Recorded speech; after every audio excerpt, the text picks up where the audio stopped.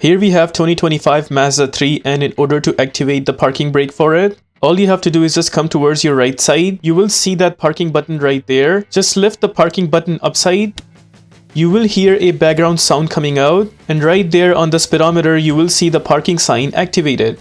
Now in case if you want to disengage the parking brake, all you have to do is just come down right there, press the brake pedal, keep holding onto it, then again come to this button right there. This time we will press this button downwards.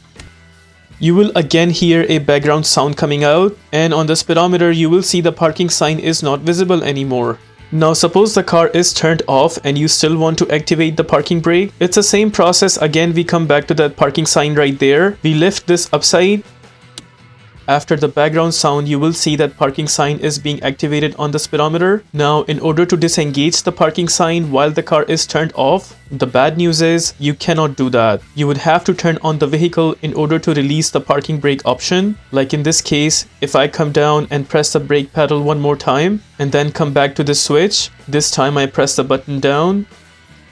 It will not release the parking brake, and instead it will give you a different sound this time. That different sound is actually a sign that you would have to turn on the vehicle in order to release the parking brake option. If this video helps you in any way, please consider liking this video and subscribing to our channel.